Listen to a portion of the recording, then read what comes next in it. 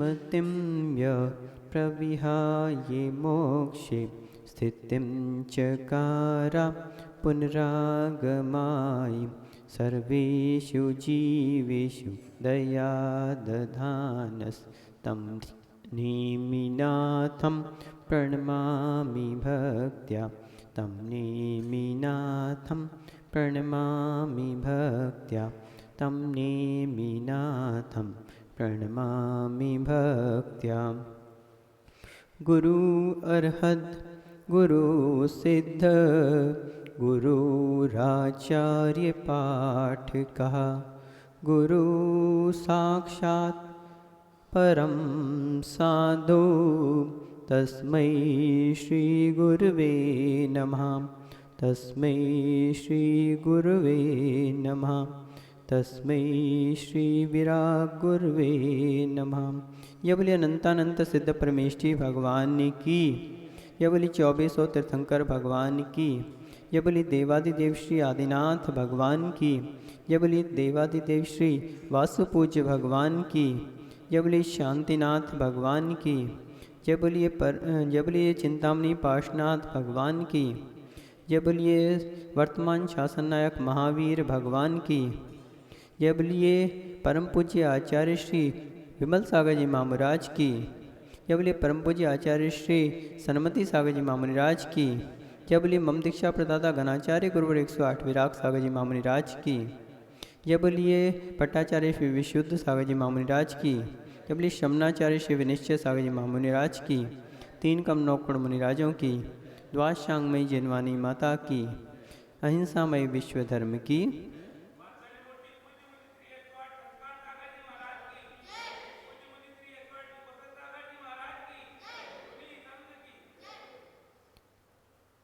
Dear all, in the series of Sunday special speeches, today we want to take a topic that the simplicity has the permanent achievements.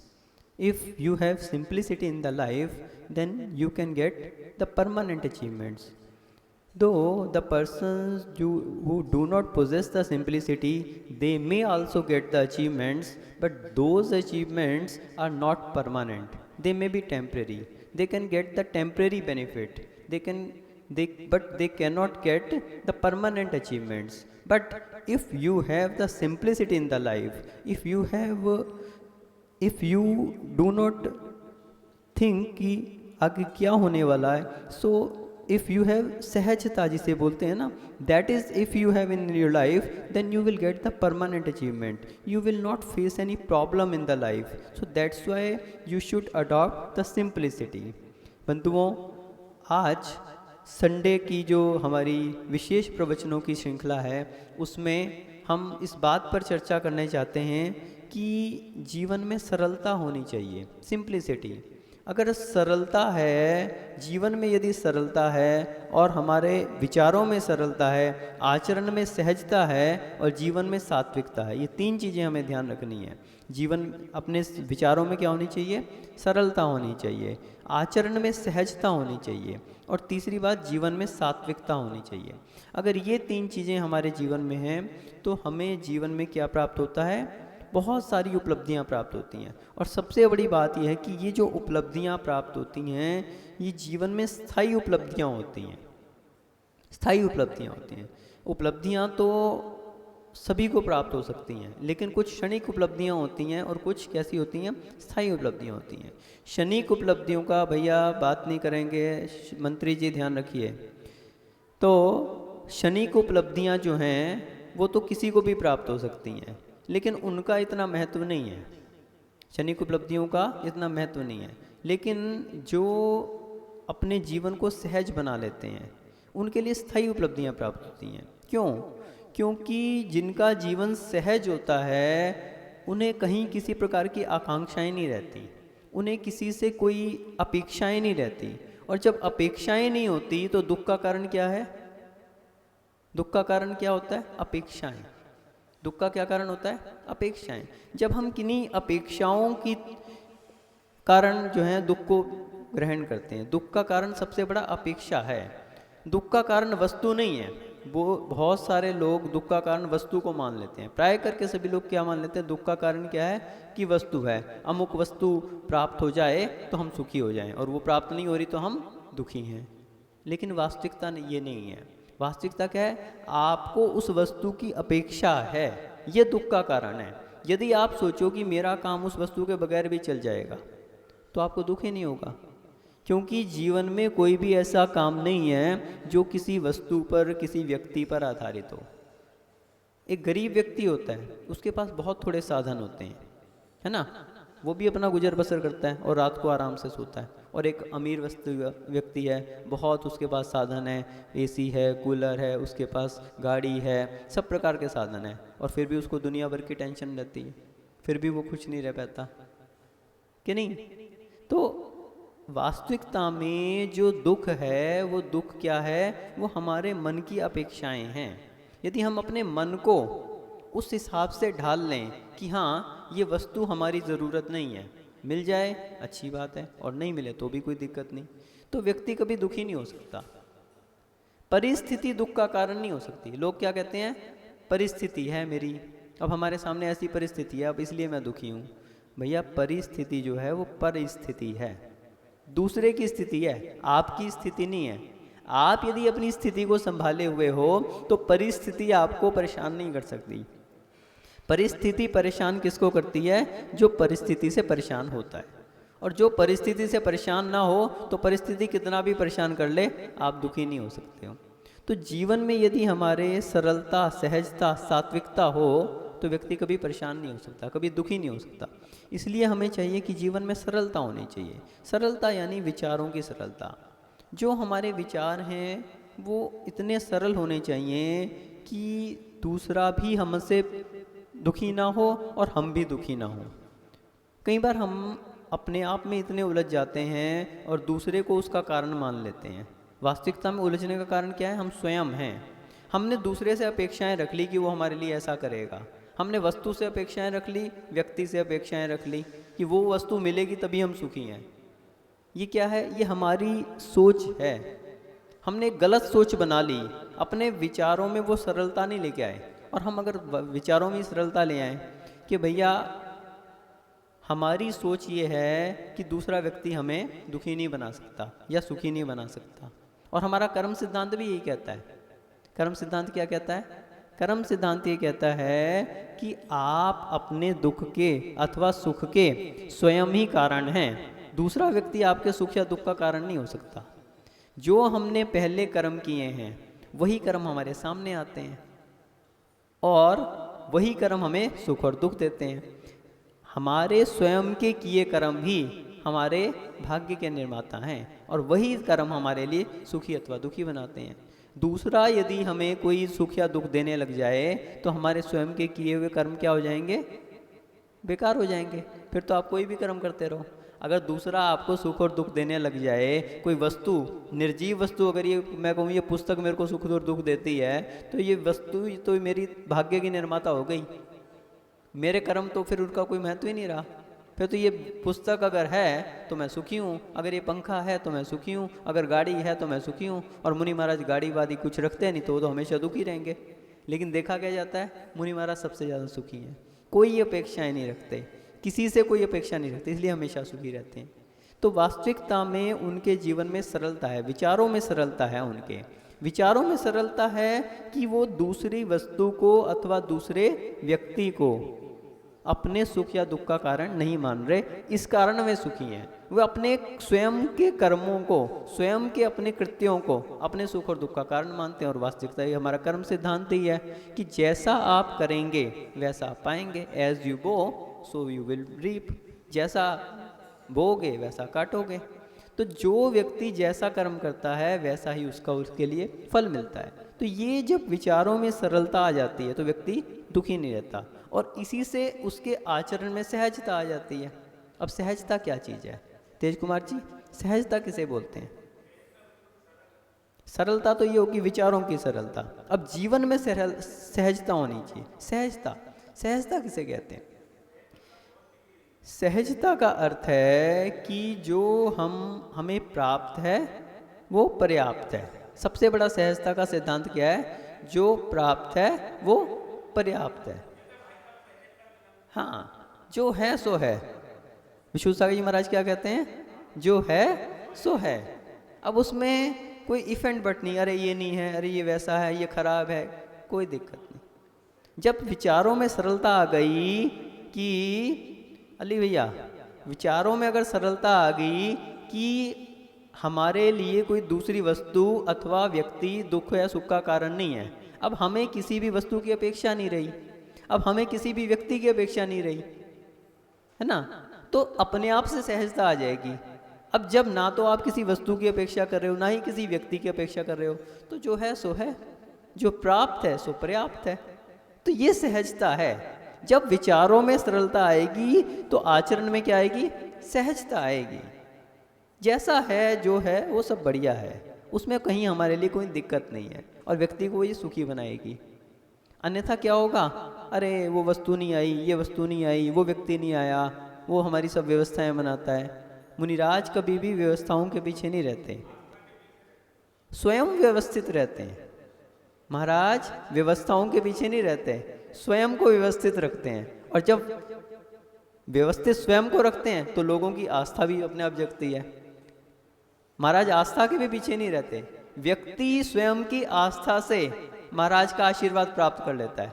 महाराज को आस्था की आवश्यकता नहीं है, लेकिन आपकी आस्था आपको महाराज का आशीर्वाद दिला देती है।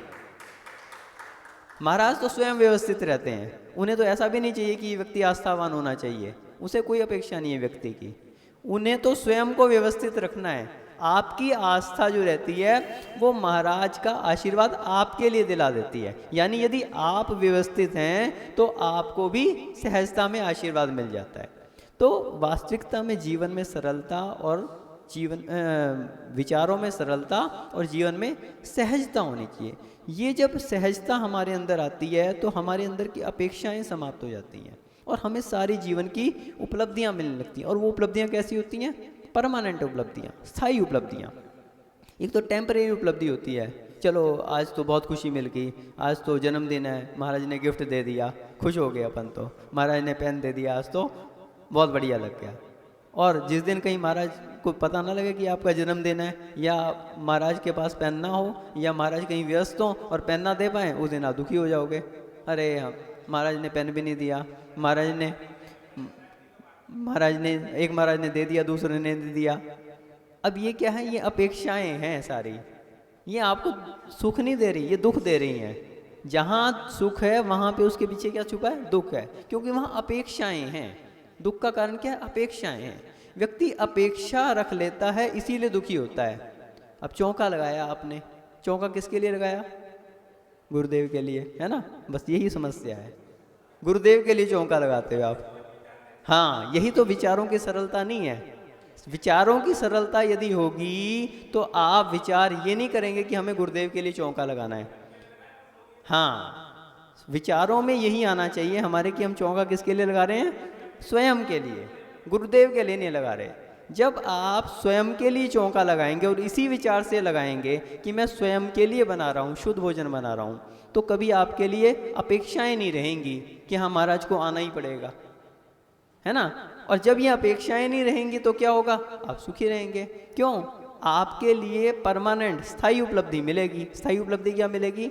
महाराज भले आए अथवा नहीं आए, यदि आपने शुद्ध भोजन बनाया है और आपने अपने घर पे द्वारापेक्षण कर लिया, जरूर नहीं कि यहीं पे आके आपने पड़गान किया, आप तो अगर अपने घर पे शुद्ध भोजन बनाते हो, जरूर नहीं कि 50 आइटम बनाओ, आप तो जो बनाते हो शुद्ध बनाओ, अपने लिए जो बनाते हो डेली वही शुद्ध बनाओ, और उसी शुद्ध भोजन से आप क्या करो?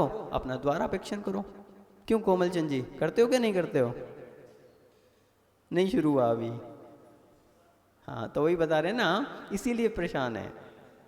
तो हमारा ये कहना है कि आप तो अपने लिए शुद्ध भोजन बनाओ और अपने घर पे द्वारापेक्षण करो।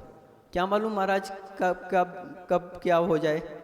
जरूरी थोड़ी है यहीं पे विधि मिले, हो सकता है नहीं मिले यहाँ पे विधि, बाहर निकल जाए महाराज और आपके यहाँ पड़गान हो जाए, आपके द्वार पे खड़े हुए भी। अगर आपके भाग्य में होगा तो आपके यहाँ भी।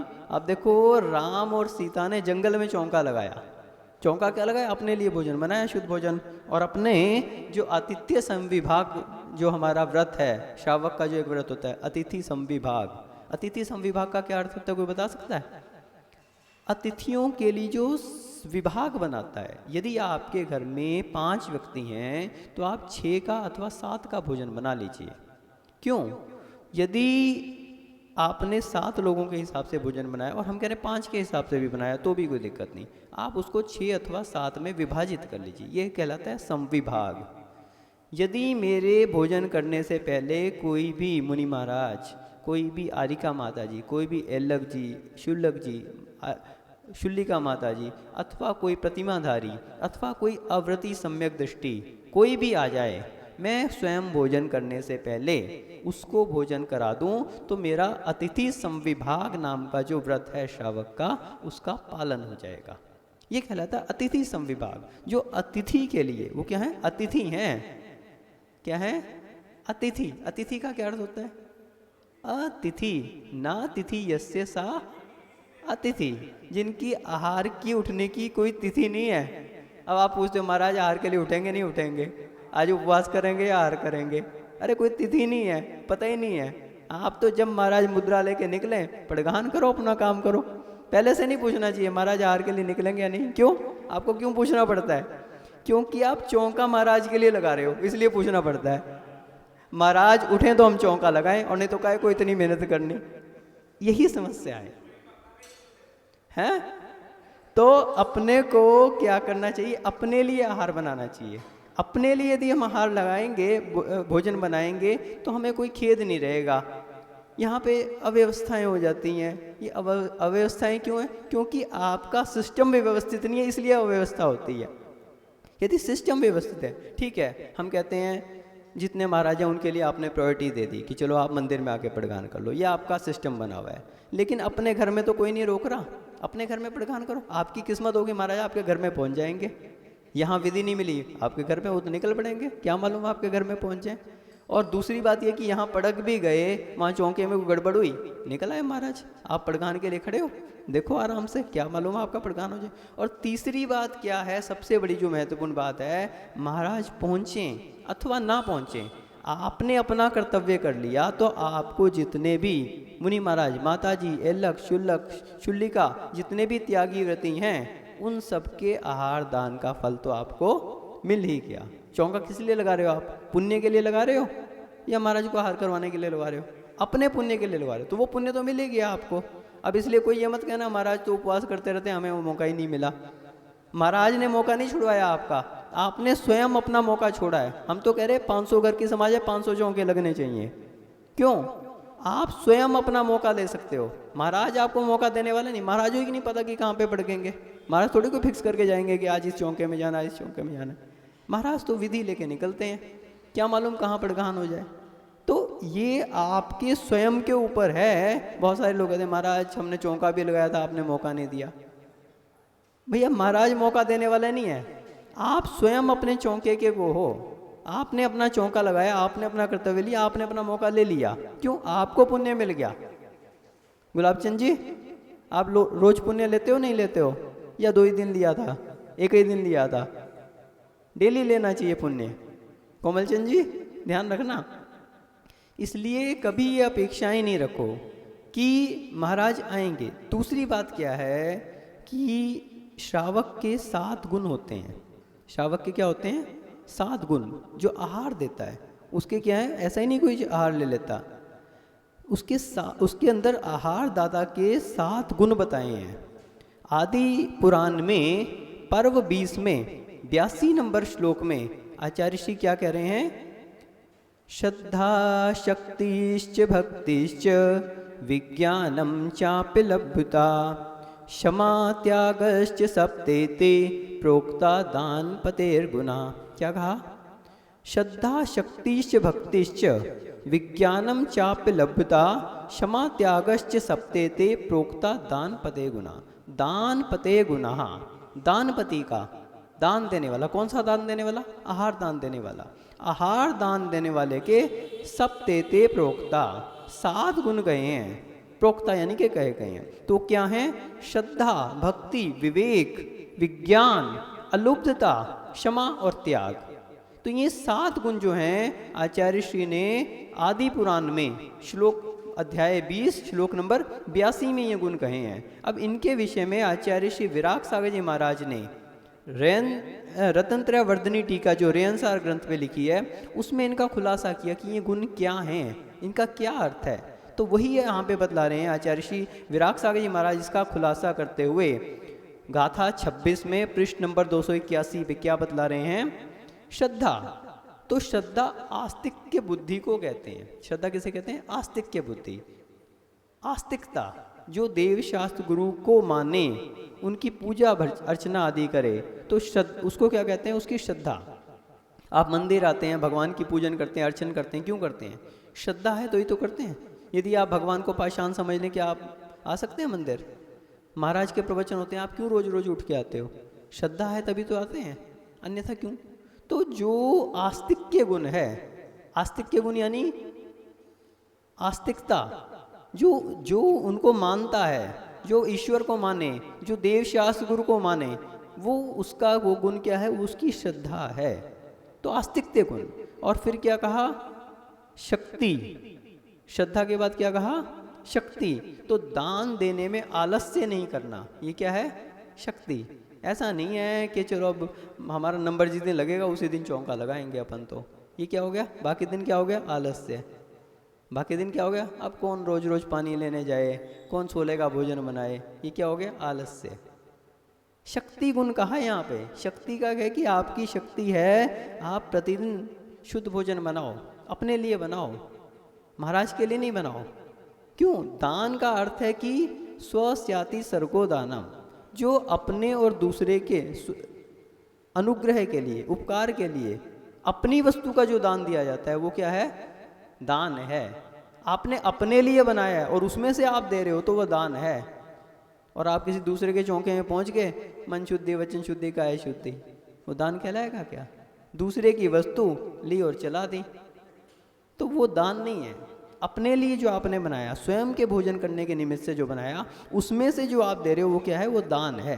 तो शक्ति गुण क्या कहा कि आलस्य नहीं करना चाहिए, प्रतिदिन अपन को वही सहजता से शुद्ध भोजन बनाना चाहिए, अपने कर्तव्य का पालन करना चाहिए। और अगर हमारे लिए कोई पात्रों की प्राप्ति हो जाए तो अहोभाग्य मानना चाहिए, अन्यथा ये भावना भानी चाहिए कि 3 लोक में जहाँ कहीं भी मुनियारिका, शुल्लक, शुल्लिकायलक, त्यागी, व्रती आदि जितने भी सम्यक दृष्टि या जितने भी लोग हैं उन सभी का आहार कैसा हो? निरंतराय हो। इस भावना को भागे और फिर अपना भोजन करना चाहिए। चाहे तो भाव भक्ति से पूजन कर लेना चाहिए, अथवा अगर मन बने तो जहाँ कहीं महाराज हों वहाँ पे भी जाके अपना द्रव्य ले जाके उसका भी आहार दान कर सकते हैं। और अगर उतना संभव ना हो तो आराम से अपना भक्ति से अपना भावना भाके आहार देना चाहिए। और तीसरा क्या कहा? श्रद्धा, भक्ति, फिर क्या? श्रद्धा, शक्ति, फिर भक्ति। भक्ति, अब भक्ति का अर्थ क्या है? गुणानुराग। आचार्य श्री समंत्रबद्ध महाराज उन्होंने स्वयंभू स्तोत्र लिखा, तो उसमें क्या कहते हैं? गुण स्तोकम मनुलंघ्य तद्विचेत, तो गुणों को, छोटे से गुणों को भी बढ़ा चढ़ा कर कहना, तो उसके लिए वो कौन कर सकता है? जिसके अंदर गुणों के प्रति आदर होगा। और यही गुणों के अंदर आदर जो है वो क्या कहलाता है? भक्ति कहलाती है। जिसको गुणों में अनुराग होता है, मुनिराज के गुणों में आपको अनुराग है, 28 मूल गुणों का पालन करते हैं और आपको अनुराग है उसमें कि देखो कितनी तपस्या करते हैं, केशलोच करते हैं, स्नान गुण का पालन करते हैं, अधावन गुण, अदंत धावन गुण का पालन करते हैं, पैदल विहार करते हैं, ये सब उनके गुण हैं। आप उनकी भक्ति क्यों करते हो? क्योंकि उनके गुणों में अनुराग है, ये आपकी भक्ति है।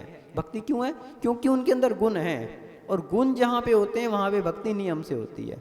और कोई व्यक्ति विशेष से जुड़ जाए तो वो सच्ची भक्ति नहीं कही जा सकती। वंदे तदगुण लभते, भक्ति किस में होती है? गुणों में होती है, और उन गुणों को ही प्राप्ति के लिए भक्ति की जाती है। वंदे, क्यों नमस्कार कर रहे हो आप? तदगुण लब्धिये, उनके अंदर जो गुण हैं वे गुण हमें प्राप्त हो जाएं, इसलिए हम नमस्कार कर रहे हैं। ऐसा नहीं कि अमुक महाराज हैं तो हम नमस्कार कर रहे हैं, अमुक महाराज हैं तो हम नमस्कार नहीं कर रहे। तो ये क्या है? ये वास्तविकता में भक्ति नहीं है, ये तो राग हो गया व्यक्ति विशेष के प्रति, अथवा वस्तु विशेष के प्रति कि अमुक महाराज हमें अमुक वस्तु दे देंगे, अमुक व्यक्ति हमारी, अमुक महाराज हमारी अमुक व्यक्ति को कह देंगे तो हमारा काम हो जाएगा। हमारी अमुक व्यक्ति से काम है, हमारा गुलाब चंद जी से काम है, और वो गुलाब चंद जी महाराज के पास आते हैं, तो चलो अपन महाराज के पास चलो, महाराज की सेवा भक्ति करो थोड़ी सी, वो गुलाब चंद जी को थोड़ा सा बोल देंगे तो हमारा काम हो जाएगा। अथवा महाराज से ही किसी को राग हो जाए कि हाँ महाराज बहुत बढ़िया हैं, ये हमारे को आशीर्वाद देते हैं, ये हमारे लिए ऐसा करते हैं वैसा करते हैं, तो ये क्या हुआ, ये राग हो गया महाराज से, वो व्यक्ति विशेष से राग हो गया। और भक्ति क्या है, गुणानुराग, व्यक्ति के प्रति राग नहीं है, गुणों के प्रति अनुराग जो है वो क्या है, वो सच्ची भक्ति है। तो ये भक्ति गई। और आगे क्या कहा, विज्ञान। विज्ञान, विज्ञान यानी क्रम, विवेक, कब किसके बाद क्या चलना है, ये क्या कहलाता है, विवेक। तो वो विवेक है, दान देने की शक्ति को अलुब्धता कहते हैं। अगला क्या कहा, अलुब्धता, कहीं भी कुछ भी मान लीजिए किसी चीज का लालच ना होना, तो वो अलुब्धता है। अपन के पास वस्तु तो रखी है, लेकिन चलाते हुए चलो भैया अभी अपन को भी आहार करना है, भोजन करना है, थोड़ी सी चला दो, ज़्यादा नहीं चलाओ, तो ये क्या हो गया, लालच, अलुब्धता। और जो दान देता है वो कैसा देता है, मुक्त हस्त। अपन देखते हैं ना, एक कहानी आती है, एक छोटा सा बच्चा और उसके लिए माँ ने खीर बनाई, क्या नाम था उसका, धन्य कुमार। तो धन्य कुमार की कहानी में क्या आया कि माँ ने खीर बनाई और एक मुनिराज का जो है पड़गाहन कर लिया। अब जब पड़गाहन किया तो महाराज ने जब आहार करना शुरू किया तो खीर जो थी उनकी उस 3 हिस्से बनाए थे, हमने बताया ना, अतिथि समविभाग। तो माँ ने क्या किया, 3 हिस्से बना दिए, एक अपने लिए, एक बच्चे के लिए और तीसरा महाराज के लिए। अब माँ ने जब खीर चला रही थी तो क्या किया, जो उसका अपना जो महाराज के हिस्से का था पहले चला दिया। अब वो थोड़ी सी बनाई थी उन्होंने, अब महाराज तो सब जानते थे, तो महाराज तो अपना मुस्कुराते हुए लेते जा रहे थे। अब उसके बाद उसने क्या किया, माँ ने कि देखा ये तो ख़त्म हो गया, तो उसने अपना हिस्सा भी चला दिया, अब वो भी ख़त्म हो गया। अब माँ के मन में विकल्प चल रहा था कि अब बच्चा है, मचल ना जाए, अब इसके हिस्से का चलाऊँ ना चलाऊँ, क्या सोच ही रही थी। तो इतने में बच्चा तो और ही, अरे चलाओ मम्मी, महाराज को चलाओ, ये खीर क्यों रोकी हुई आपने, चलाओ चलाओ। अब उसने वो भी चलवा दिया। और महाराज को क्या थी, रिद्धि थी, अक्षीण रिद्धि के धारी थे। अब वो तो खीर उस दिन ख़त्म ही नहीं हुई। फिर तो उसके बाद महाराज का आहार हो गया, बच्चे ने भोजन कर लिया, माँ ने भोजन कर लिया, सारे और गांव मोहल्ले के जितने लोग थे सबको जिमा दिया, लेकिन वो खीर ख़त्म नहीं हुई। तो ये क्या था, उनकी रिद्धि का प्रभाव था। लेकिन यहाँ पे क्या बताया, अलुब्धता, कि उस बच्चे ने भी लोभ नहीं किया कि ये तो मेरे को भी खानी है, अभी सारी महाराज को चल जाएगी तो अपन क्या खाएंगे। तो अलुब्धता गुण होना चाहिए जो है। आप तो उस समय कोई विकल्प नहीं करो, उस समय तो ज़्यादा। और फिर दूसरी बात क्या है, कहीं चलो अपन खरीदने ही जा रहे हैं तो कम क्वालिटी की ले लो, थोड़ी सी ऐसी चीज़ ले लो, वैसी चीज़ लो। अरे अच्छे से अच्छा, जैसा अपन भोजन करते हैं तो अच्छे से अच्छा भोजन, तो ऐसे ही अगर वास्तविकता में आहार किसके लिए बना रहे हैं, अपने लिए, तो अलुब्धता होनी चाहिए उसमें, कोई भी उसमें लोभ नहीं करना चाहिए। और फिर कहा क्षमा। क्षमा का क्या अर्थ हुआ, सहनशीलता, बहुत महत्वपूर्ण गुण है। क्यों, सहनशीलता होनी चाहिए। सहनशीलता कैसी, अरे उनके यहाँ तो 5 महाराज पकड़ गए, हमारे यहाँ तो एक शुल्लक जी आए हैं, हमारे यहाँ तो कोई भी नहीं है, कुछ चौंका ही खाली चला गया, और व्यक्ति आकुल व्याकुल हो जाता है। हमने तो कल से आना ही बंद कर दिया, हमने तो चौंका है, हम 4 दिन हो गए चौंका लगाते हुए, खाली जा रहा है 4 दिन से। उसके यहाँ इतने आहार हो गए, उसके यहाँ ये हो गया, उसके यहाँ महाराज पड़ गए, उनके यहाँ आचार्य परमेष्ठी पड़ गए, उसके यहाँ शुल्लक जी पड़ गए, हमारे यहाँ तो एक भी नहीं मिला। अब क्या करें, 2 दिन हो गए, 3 दिन हो गए, 20-20 दिन हो गए। हम लोग ललितपुर में थे तो एक परिवार था, बेचारा ज़्यादा कोई संपन्न नहीं था, और 2 ही लोग थे, शायद उसके माँ बेटा वगैरह, ज़्यादा लोग भी नहीं थे उसमें, और थोड़ा सा दूर पड़ता था उनका घर, ज़्यादा दूर नहीं पड़ता था। लगभग 1 महीना उनका चौंका चलता रहा, 1 महीने तक लगातार उनका चौंका चलता रहा। और महाराजों के आहार तो खैर होते रहे, लेकिन आचार्य श्री का आहार नहीं हुआ उनके यहाँ। लेकिन व्यक्ति ने कोई आकुलता, कोई व्याकुलता कुछ भी प्रकट नहीं किया, ज़्यादा संपन्न भी नहीं थे, लेकिन उसके बावजूद भी इतनी सहनशीलता, कोई दिक्कत नहीं, जब हमारा पुण्य होगा आचार्य जी के आहार हो जाएंगे, इतनी सहनशीलता। और आराम से एक दिन आचार्य का विहार हो गया वहाँ पे। तो सहनशीलता का गुण होना चाहिए। और फिर अंतिम क्या कहा, अलुब्धता, क्षमा, और फिर क्या, त्याग। त्याग, तो त्याग में क्या कहा कि उत्तम द्रव्य देना सो त्याग है। दान किसका किया जाता है, अच्छी चीज का दान दिया जाता है। तो जब आहार दान दें, अच्छी से अच्छी वस्तु चलाना, कोई उस समय कोई विकल्प नहीं कि ये चीज़ देंगे ख़त्म हो जाएगी, ये बहुत महंगी चलेगी, चलो घी बना रखा है अपन ने, 8 पैरा घी बनाया हुआ है, तो अपन एक काम करें, आज जितना लग रहा है उतना लगा दो, बाकी कल को चौके में काम आ जाएगा। अरे भैया उस समय ये सब विकल्प नहीं करो।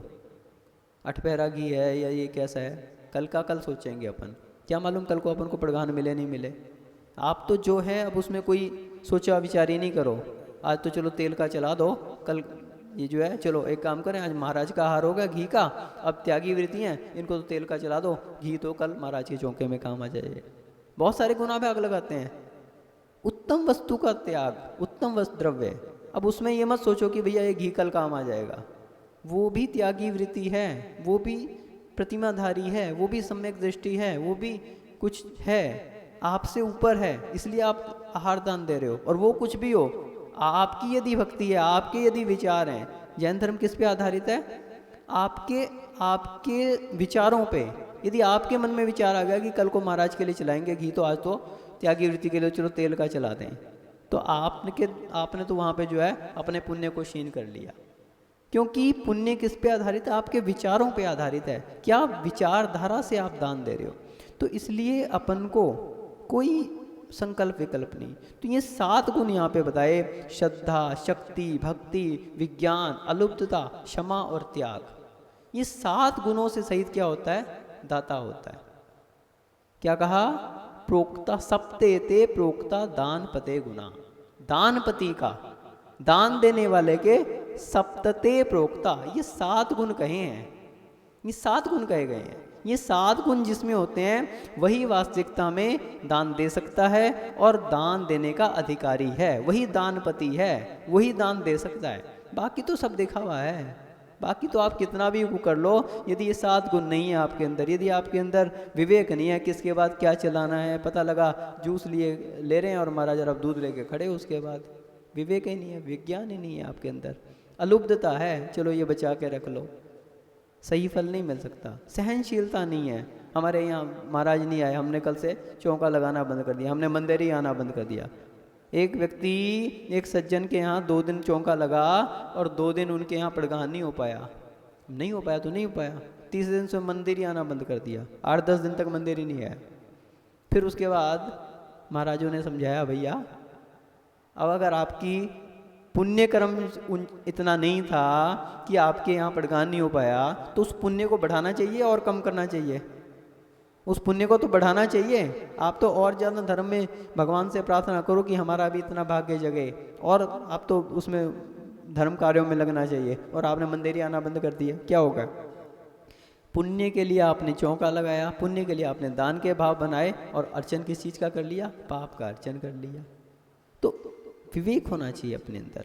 तो ये 7 गुण यहाँ पे बताए कि अपने अंदर श्रद्धा होनी चाहिए, शक्ति होनी चाहिए, भक्ति होनी चाहिए, विज्ञान होना चाहिए, अलुब्धता होनी चाहिए, क्षमा यानी सहनशीलता होनी चाहिए, और त्याग की भावना होनी चाहिए। जिनके अंदर ये 7 गुण होते हैं, निश्चित रूप से मुनि महाराज पहुँचे अथवा नहीं पहुँचे, जो 7 गुणों से युक्त होकर अपना आतिथ्य संविभाग धर्म का जो पालन करता है, निश्चित रूप से उसको दान का फल प्राप्त होता ही होता है, और वो अपने जीवन में बहुत सारे पुण्य का अर्चन करके अभ्युदय फल को प्राप्त करता है। आप सभी अपने विवेक को जगाएं, अपने जीवन में सरलता लाएं, सहजता लाएं, और इन 7 गुणों से युक्त होकर दान दें, इसी भावना, और अपने जीवन में पुण्य को बढ़ाएं। इस भावना से जय बोले परम पूज्य गणाचार्य श्री 108 विराग सागर जी महामुनि राज की